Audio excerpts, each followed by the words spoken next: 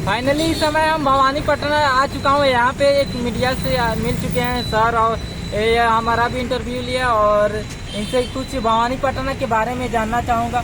यहाँ पे आपका नाम क्या हुआ सर? जी, मेरा नाम विकास सरंगी है और मैं यहाँ का लोकल रिपोर्टर हूँ और करीबन 15 साल से मैं यहाँ जर्नलिस्ट की काम करता हूँ। आपके चैनल का क्या नाम है?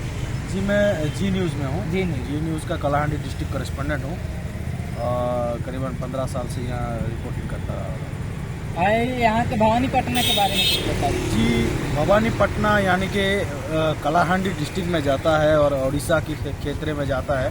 और कलाहांडी एक ऐसा डिस्ट्रिक्ट है जो आदिवासी इलाका है और अगर इसका करीबन बहुत साल पहले जाए तो यहाँ के बहुत सारे प्राचीन इसी इतिहास भरे पहाड़ और शिखर हैं जिसमें कि ये बताता रहता है कि ये जो कलाहांडी है ये 1100 साल पहले की एक ये जिला है और ये पहले छत्तीसगढ़ की जो राज्य था उस कारुंडा एरिया का एक क्षेत्र था ये, और उसके बाद ये उड़ीसा में आ गया। जब उड़ीसा का स्टेट बनाने के लिए जब इसका हुआ तब कलाहांडी को लेके उड़ीसा में मिला दिया गया था।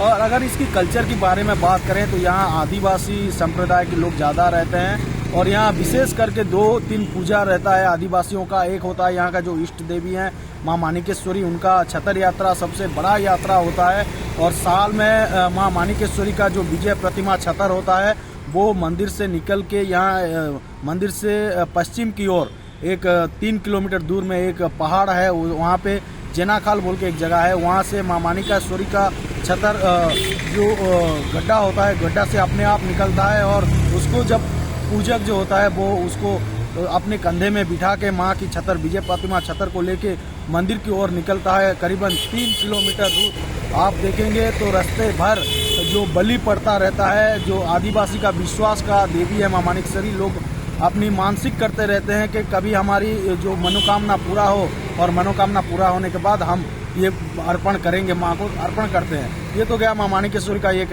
यात्रा और ये कल्चर। और एक है आदिवासी का टोकी मरा पर्व। ये टोकी मरा पर्व क्या होता है, गांव में जब खेती खराब होता था पहले और तब लोग क्या करते थे ना, अपनी इष्ट देवी को पूजा करते थे, वहाँ पे जो बलि चढ़ाते थे उस मांस को लाके अपनी खेतों में उसको गड्ढा डाल के वहाँ पे डाल देते थे। तब उनका विश्वास रहता था कि जो फार्मिंग होता था वो फार्मिंग बहुत अच्छा रहता है, ये उनका मानना है। ये एक बड़ा कल्चर है, हर गांव में होता है।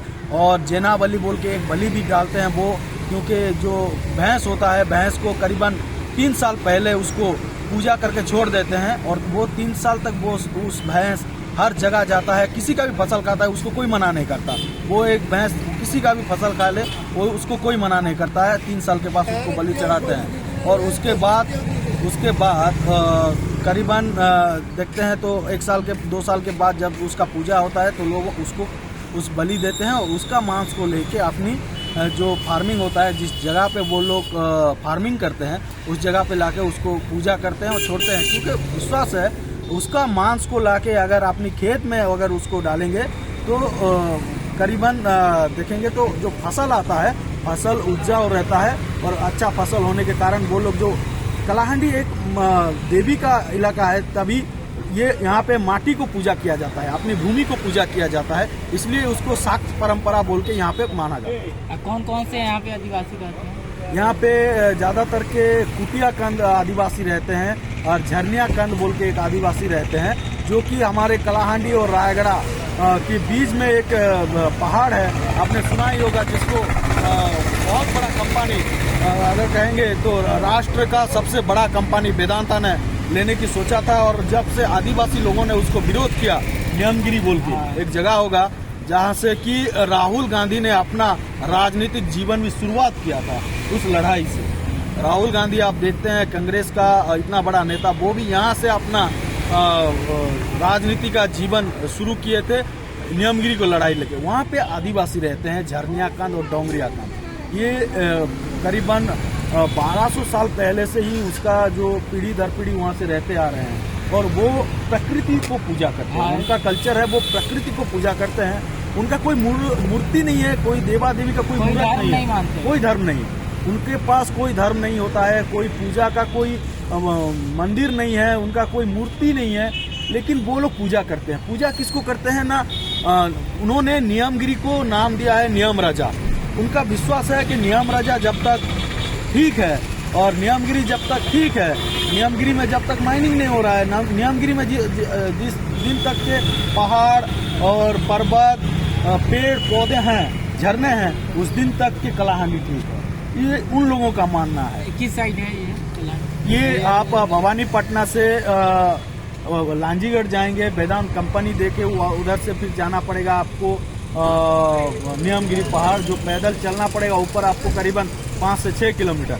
अगर आपको स्टार्टिंग में ही कुछ लोगों को मिलना है, आदिवासी लोगों को मिलना है, तो आप रायगढ़ जाना पड़ेगा और रायगढ़ से आपको मुनीगुड़ा जाना पड़ेगा। मुनीगुड़ा से फिर 500 मीटर दूर एक गांव है मुनीखोल। मुनीखोल से आपको रेलवे फाटक क्रॉस करके जाना पड़ेगा आपको लाखपदर, और लाखपदर जाने से आप वहाँ हर आदिवासी को मिल पाएंगे। अगर आप मुनीखोल पहुँच गए तो मुनीखोल की बाजार में ना हर दिन करीबन 200 से 300 आदिवासी आते रहते हैं। वो अपने पारंपरिक जैसे नागुना ये सब पहन के पूरा रोज आते हैं। आपको देखने भी मजा आएगा और उनका कल्चर इतना मोस्ट है कि हर कोई उसके साथ फोटो खिंचवाने के लिए अपनी इच्छा करता है। ऐसा बहुत कुछ कल्चर है कलाहांडी में, जो कल्चर की आज भी कलाहांडी के लोगों ने उसको पकड़ के रखा